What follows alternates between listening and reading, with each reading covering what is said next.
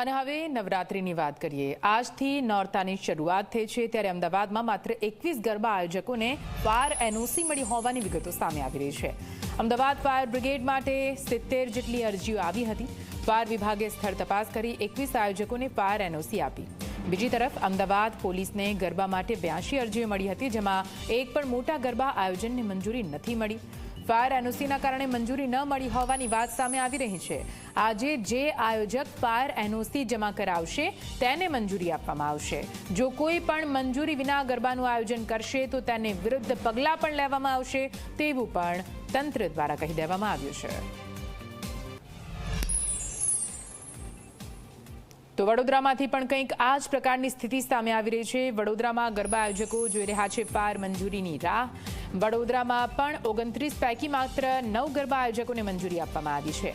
બાકી રહેતા 20 આયોજકોને આવતીકાલે અપાયો છે સમય।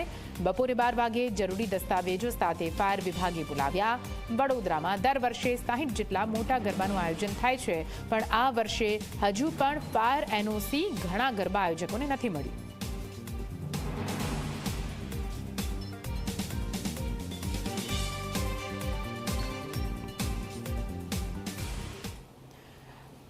અને હવે મહાનગર રાજકોટની પણ વાત કરી લઈએ। રાજકોટમાં અર્વાચીન ગરબાના આયોજન પર સસ્પેન્સ યથાવત જોવા મળી રહ્યું છે।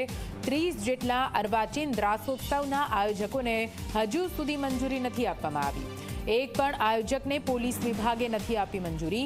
ગઈકાલે મોટા ભાગના આયોજકોએ મંજૂરી માટે મૂકી હતી ફાઇલ। ગઈકાલે ગાંધી જયંતિ હોવાથી ઉચ્ચ અધિકારીઓ રજા પર હતા। બપોર સુધીમાં અથવા સાંજ સુધીમાં મોટા ભાગના આયોજકોને મંજૂરી મળે તેવી શક્યતા વ્યક્ત કરાઈ છે।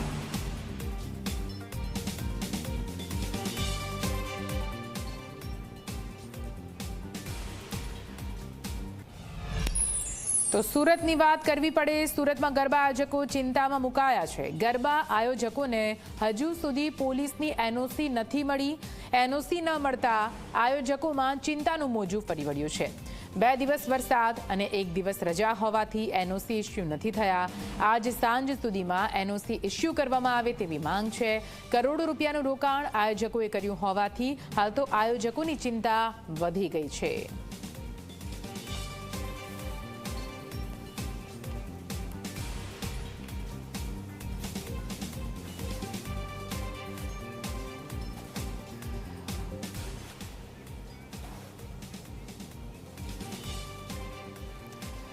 અને આજ વિશે વધુ વાત કરવા માટે અલગ અલગ શહેરોમાંથી અલગ અલગ મહાનગરોમાંથી અમારા સંવાદદાતા જોડાઈ ગયા છે। સીધા આમની પાસે જઈશું। વડોદરાથી જયંતિ અમારી સાથે જોડાઈ ગયા છે, ગૌરવ જોડાયા છે।